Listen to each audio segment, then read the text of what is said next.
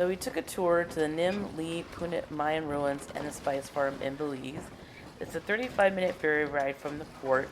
So we came in from our cruise ship that you dock in the kind of postcard shiny version. Um, and then you have to take a ferry from that touristy area over to the south end of Belize. Um, it was like a 35-minute ferry ride, and then when you get to the other side, it's about a 1 hour bus ride. And they weren't big buses; they were more like school buses. And they had AC, but the AC wasn't that great.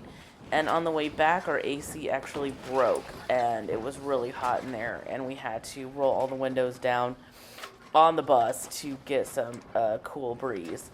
But the ferry ride, the ferries are decent size, like that picture you saw. They can fit a lot of people on it. Interestingly enough, when we got to the docking on the other side, they have cops and drug sniffing dogs there.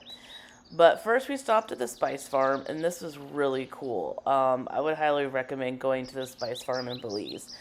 This plantation where they grow all kinds of different spices and flowers, and that's a lotus flower that the guy is showing us. And you take this little farm thing around a farm truck, whatever, I can't think of the name of it, around their plantation, and then they stop and they pull all the different spices for you to smell and or taste, which was really, really cool. We got to see all kinds of stuff like cocoa plants and vanilla bean and cinnamon trees and different flowers, and it's huge. It's really cool. Over there in South Belize, I can't remember the name of it other than just Spice Farm. um, but that was a really cool part of the trip before we went to the ruins. And then they have bathrooms there. You can buy water. We actually had lunch there afterwards after we did the tour.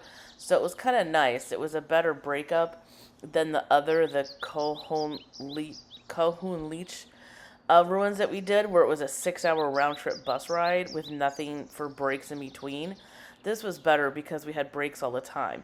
When you stopped at the port on the other side, there was also bathrooms there. So before you got on the hour bus ride, you could, use the bathrooms. There were multiple stops for bathroom, water, all kinds of good stuff, which was really nice. I don't mind a long tour if we can have stops along the way where you can get out, stretch your legs, get water. Now, these are some huts that they're making at the Spice Farm over there in the water, where people will actually be able to spend the night on this plantation. And they do weddings and stuff like that here. And they have lemongrass. Now they're stopping and showing us the cocoa tree and the plant, which, if you've never seen it, it's really slimy and gross. But that's what they used to make chocolate with. And they actually let you taste that. I didn't want to taste it because it's like super bitter, but they passed it around and let people suck on the seeds. I decided to pass on that. But it was kind of cool to see like the inside of it, of a cacao plant.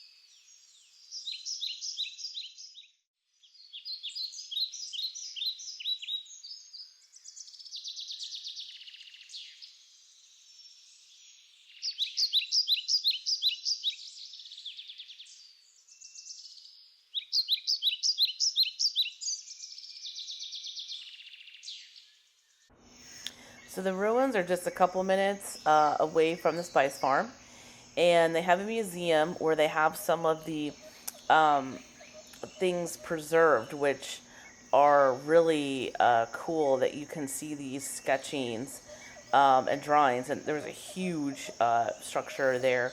So again, It's lots of walking and it's sunny. Although this site is smaller, it's not as spread out, and it has more trees. So there was a lot more shade at this Mayan ruin site, and I didn't think it was as hot. This place that we're standing at, or we're looking over here to the left, is actually called the Mayan Ball Court, which is really bizarre. We're walking through it right now. He was trying to explain to us exactly what it was. It was like some game that the Mayans played with like a clay ball and two people, but it's not like basketball. But they don't really know the rules of it because, like, the Mayan books were destroyed by the Spaniards. So they don't really know, other than like the loser like dies and the winner has to drink blood or something, which is super crazy. There it is, the ball court structures, 18 and 19, and you can kind of see the images of them playing. And then those, I guess, were the stadium seats where people would sit and watch. It's a crazy, interesting sport. So then, like, when you go up the stairs, then they have some more kind of lithograph types of things. These monoliths, like, some of them have fallen over, some of them are still up, some of them they have huts over to try to preserve them. And then, like, the nicer ones they have inside the museum there. So this, there's a layout of all the structures at this site. And there's another one, they have like a hut over to preserve it. But the nice thing at this site is they do have bathrooms. So again, once you get here, you can use the bathroom. It's a little bit set up a little bit better.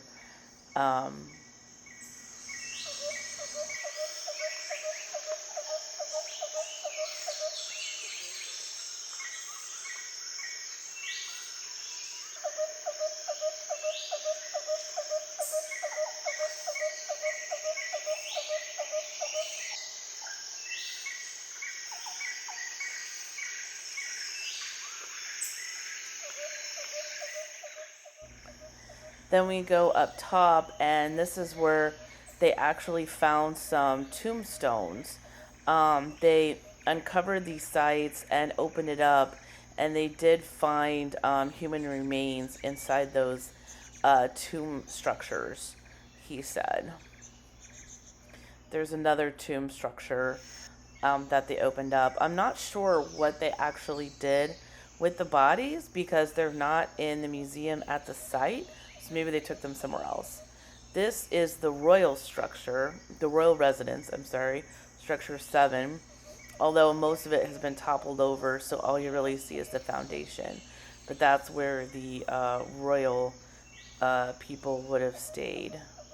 And maybe that was their tombs there, since it's right next to the royal structures. But again, this site was fairly easy. There's some walking and there's some stairs, but it's pretty flat for the most part, as you can see there. It's not as rocky, and it's not, it's easy to navigate, I thought. And then they have ladies selling little trinkets there at the side. So now it's another 40-minute, some ferry ride back to the port, if you're going on a cruise. So you got to get back on the ferry to go back to where the port is. And again, the port to me is just kind of like a glossy postcard version of tourist things to do. It's a lot of tourist trap stuff, like t-shirts, there's a beach there, souvenirs, stuff like that.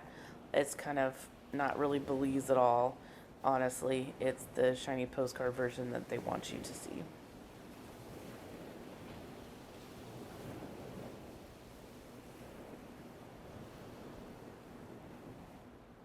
So now we're coming back around the island where the port is. You can see the boat off there in the distance, which is kind of cool. Again, it's a nice, easy ride. The water is pretty flat.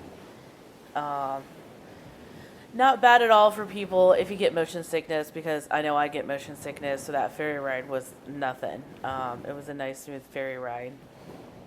going there and coming back. Didn't have any problems. So we pass our lovely cruise ship, and then there's the dock. It is about a 15-minute walk from the dock of the cruise ship out to this little island here. But they do have go-karts and stuff like that that can take you if you just tip them for like $5. So, well, thanks for stopping by and watching my video, and go to my website at nomadpublisher.com for more tips and tricks. Thanks.